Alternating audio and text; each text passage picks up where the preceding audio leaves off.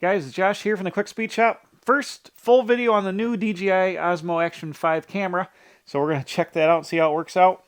And as you'll see here, I've got some parts laid out. What are we doing? Well, I'm going to tell you about the black Dodge truck. I've been ordering some parts, and I think I have everything to put it together. Last time I showed you, I did some brake parts and shocks and stuff like that. Brake hoses, wiper transmission parts, shoes, calipers, pads, some other miscellaneous things. So I got all the parts to put the brakes together.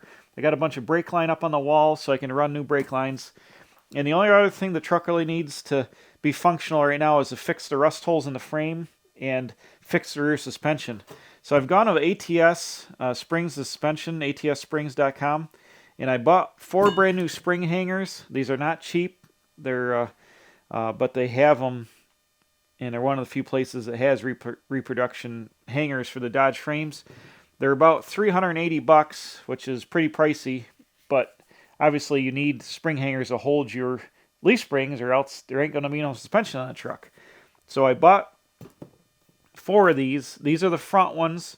These are the 3/4 inch hole because I've got some junkyard springs I'm going to use out of a 1-ton truck, and I've taken a couple leases out of them. But they use a 3/4 front bolt, and I measured them. You can get them in 3/4, 5/8, and 9/16 and 1/2 inch. I think there's a whole bunch of different bolts. You got to know which springs and bolts you have in your truck. So I measured the springs. So I got 3/4 inch front holes.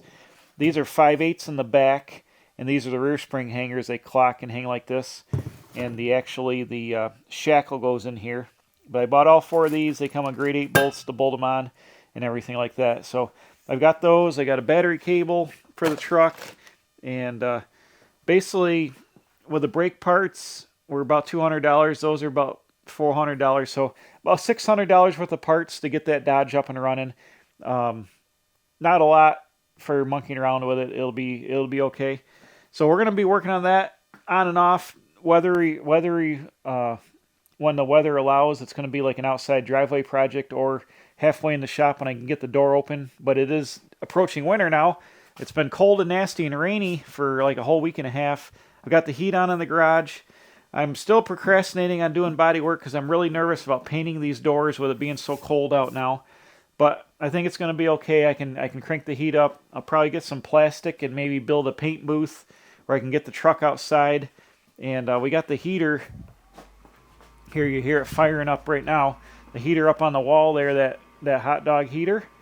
And I have to be careful with paint fumes with a open flame heater, obviously for explosion reasons. So I might plastic off an area where the heat can blow in through some plastic and I can have some ventilation out the door, or turn the heat right off while I'm painting would actually be the smart thing to do. But I want to get these doors painted and get them on the truck before winter. I want to have them on. And then once the doors are on, we can finish the whole interior, put the seat in. I'm going to take that seat out of that other truck that I brought back a couple of videos ago. It's really nice shape. I got some stuff coming to repair that seat. It's going to go in here. I bought some I bought some Eastwood Rust Encapsulator that I'm going to paint the bottom of the seat, and the seat tracks and stuff have surface rust on them, so I'm going to kind of wire wheel them, paint them up. I'll have the seat ready. I still need to order the paint for the bottom half of this truck, which is this color here. These are original taillights off my dad's original truck he took off, and they were hanging on the wall. I think it's like 1980 GM neutral is like a color.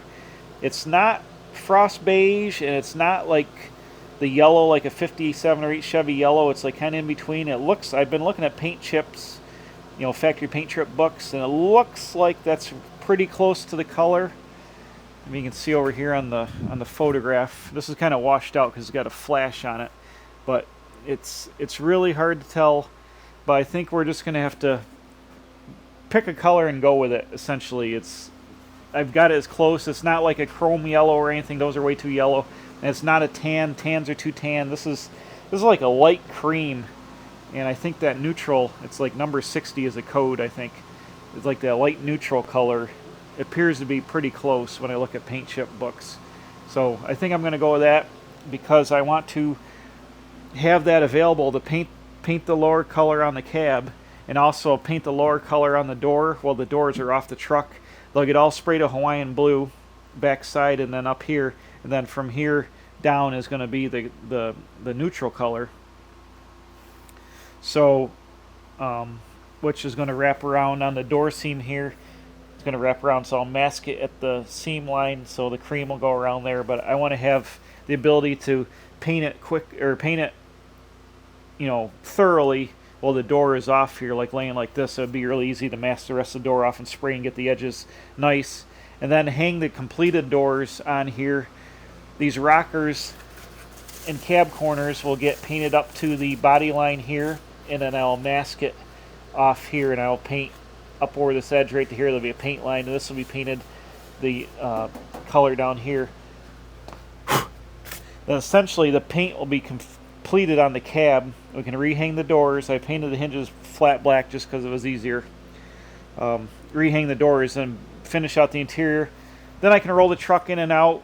As soon as the doors are on it, we're going to jump right into engine, transmission, suspension, all that stuff, get it going. Probably work on the front fenders to get it dialed in, get it rolling, and get it ready to pretty much get running and driving, assemble the whole front clip by the end of the winter time, and then I can just finish the box up next year, assemble it, do a little bit of body work on it, and then paint it, and then the truck will be done.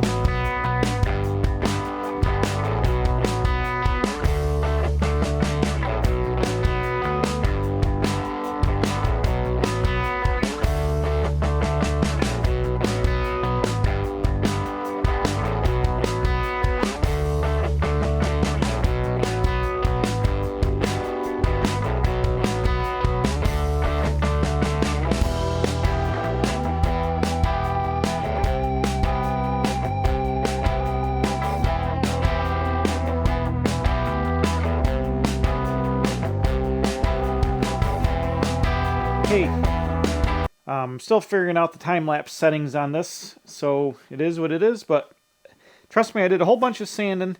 This first layer of the filler, it looks pretty good. We got a couple little pinholes and stuff. That's probably going to fill up a primer there. That one looks like it's good. It's a little bit thinner here. I got some, it's not perfectly flat yet. I got some spots where I didn't sand it, but it started going through the high spots here, so I need to add a little bit more filler here on this side. And then the same thing here, needs just a touch of filler here. You can see it's feathered back pretty good. This is the black is original, the EDP coat on the door panel. And then here's a little high spot, and then a low spot, and then some filler. So I'm going to reapply here. I need just a touch up here on the door, and then I got to get the spot here. You see where it's not sanded, the epoxy. That's a low spot there, and it's a little ripply. So I'll throw a little there. The lower part of the door doesn't need to be perfect. Like I said, it's going to get that neutral cream color on the bottom, which is very forgiving for body work. It's really hard to see bad body work in you know, light colors. You know, if it's black, it's one thing, but to make cream. But this is pretty smooth. It's very, very, you know, it's pretty good. I could block and sand it and stuff, but being on the cream, being on the bottom side of the truck, it's gonna be fine. So I'll throw another coat of filler on here. Get that sand out nice. I sanded it all with 120. That's what this is. I'll probably block sand. This is epoxy primer on the door. I'll probably block sand the whole door with like 220. I'm going to throw some more epoxy on once the filler's done to lock it in under epoxy. Then I'll sand that. Then I might take my I'm using Summit Racing urethane 2K high build primer, but you can't put over bare metal. So, you know, I got a whole bunch of bare metal spots here. Going to need a little splash of epoxy there. But this stuff, I got a new 2.0 tip for my my D1 drizzle gun there. So I'm going to spray some of this on top of the epoxy, just a coat.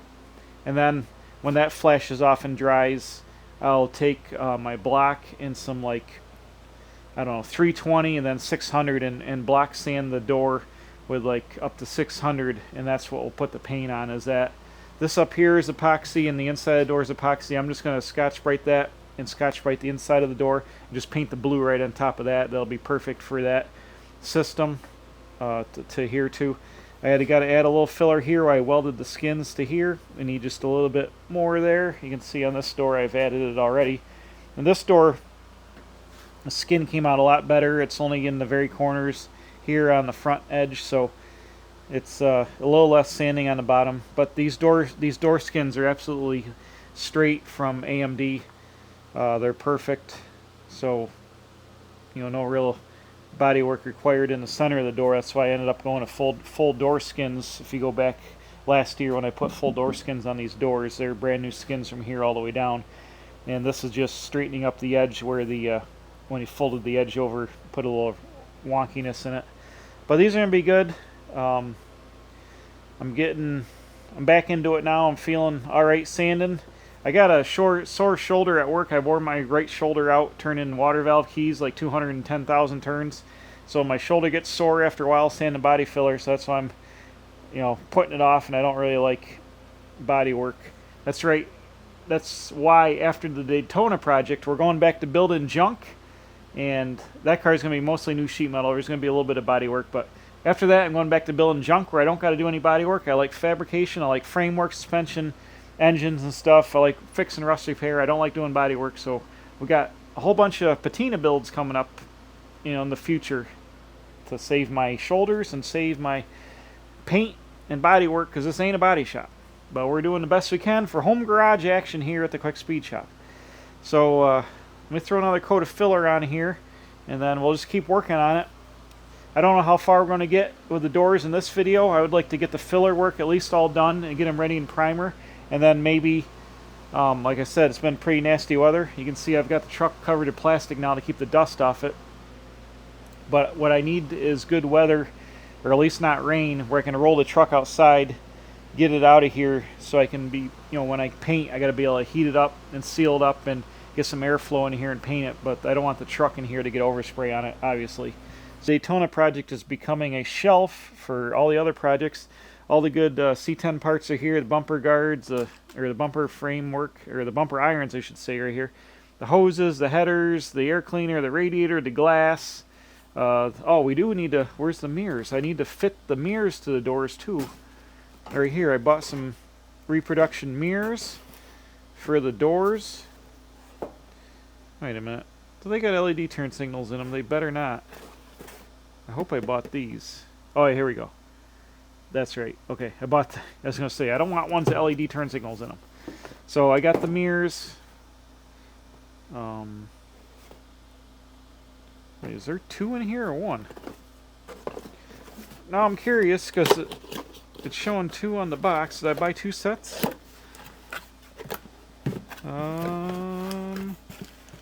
No, that's okay. That's just one mirror. So, as you can see, there's the gasket and the screws. Oh, it comes with a plate. What's going on here? It comes with a plate to go through the door. So I need to drill some holes in the door panels. Let's take a look.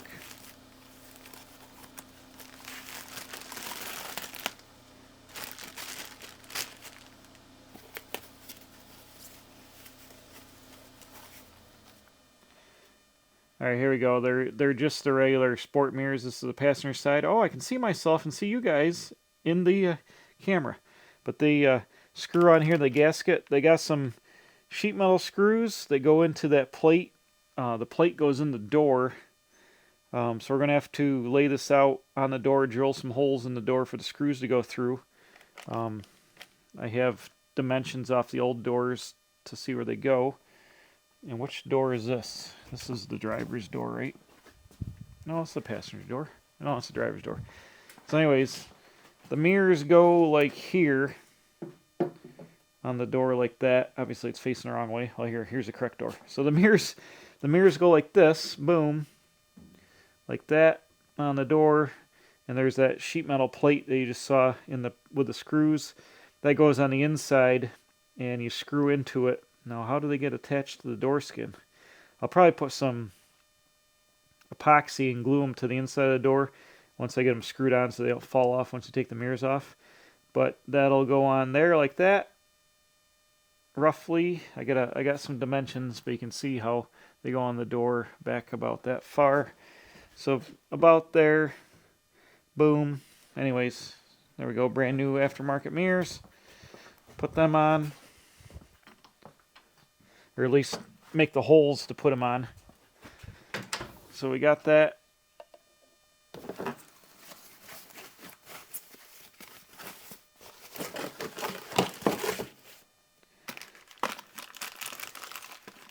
Yeah, here, see this here, this sheet metal bracket. It's got 3 screw holes to go through, and I don't know how it attached to the door skin. I think they fell off, but probably, maybe I can even put like some 2-sided 3M tape on it just to stick it to the inside of the door shell to hold it so it doesn't get lost when the mirror goes down. But so I got a pair of mirrors. Here's the other one here. So we got those. What is this? Ooh, motor scrapbook. Hold on. Now we're on a side quest. Oh, that's cool.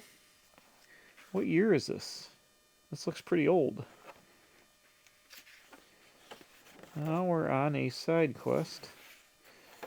Well, practicing for 1941 Pikes Peak. What are these? Where did these come from? Huh. It's like a book of, oh, it's a book of old advertisements. That's super awesome. Holy crap, look at that. Oh, wow. That's super trick. What we got here? Scrapbook? What's the other ones? Oh, they're all scrapbooks. Are they all pictures of...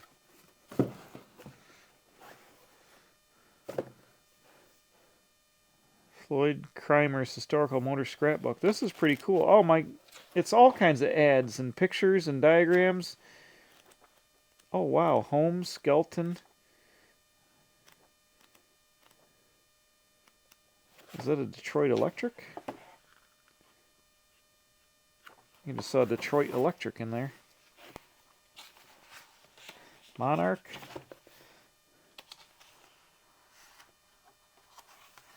I don't believe it.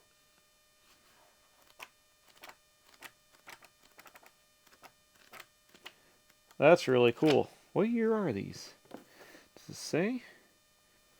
I don't know. Well, that's pretty cool. That's pretty neat. It's like a whole rendition. Number 4, number 3. It's like a whole kit of these books. That's cool. I'll take that inside and look at it later. All right, it's a couple days later here. You can see I had that first set of body filler sanded, and then I applied some more. I haven't really got back to it because I had some other things going on. I did that Dodge Diplomat police car rescue video, and then I've been out working on the Dodge truck in the driveway a little bit. One thing I did do is I brought the seat out of the other truck I just bought in here to prepare to fix it up a little bit to put in the truck. And then I made a discovery. It wasn't actually bolted in that other C10 truck. It was just sitting on the 72 seat tracks. And then I brought this in here. I was going to clean up the surface rust on the seat tracks. So I got looking at them. I'm like, uh-oh, these aren't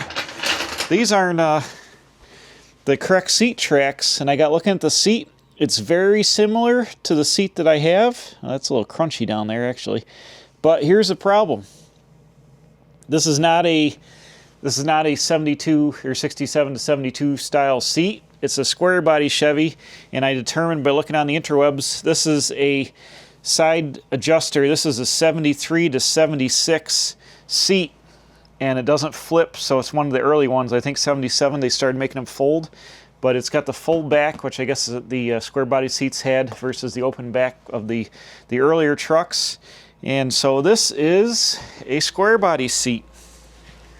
Dang it, my thoughts of using it in the truck are almost dashed, but I don't know, maybe I can make it work. The problem is I think the seat track will bolt on the back. It's the same spacing. It's in the front here, it's different. This has like a drop down bracket where it attaches, and then we've got the bottom of the other seat here. We just happen to be able to compare the two side by side. I'm just going to take a seat right here. So you can see in the back it bolts on the same, but in the front here it's completely flat, and that's an issue. I think I could probably make a bracket on the bottom of this seat here that I'm sitting on. I could probably make a bracket to make it work. you know, to use these seat brackets. But here's a question: do I want to do that, or do I want to go ahead now, I guess, and fix this seat, the proper seat, with new foam and a seat cover, and maybe sell this to somebody looking for an early square body seat? Well, it's still in good shape. It's probably, I've seen the tracks on eBay. They want a couple $100 for the seat tracks. So a complete seat that's in this shape is probably $300 or $400, I'm gonna guess, even with this minor tear. So do I go ahead and sell it and use the money to fix the correct seat, or do I just save the money and do a little fab work, cobble this together? I bought some blue string, and I brought some like clear vinyl tape for fixing awnings. I was going to sew this back together, then clear vinyl tape it just to save me some money for now, and then use the seat because I kind of like it with the pattern and stuff, and that lumpiness on the passenger side will smooth out on its own. So it is a nice seat for me that I could easily use, but it wouldn't be the correct seat. So right now I'm in the quandary thinking what to do. It dimensionally, I think it's the right thing, and it looks good. I mean, I can always fix it for free now and modify it to use the seat tracks and then recover this later, which would save me time and money, or money mainly, because to fix the other seat correctly is going to be about $700 with the seat and the foam, the cover and the foam. So that's greatly weighing into my factor of what I want to do. But it is what it is now. I think I'm going to shut it down here. I'm just going to do some more sanding. Like I said, here, I'm going to think about seats. Dang it.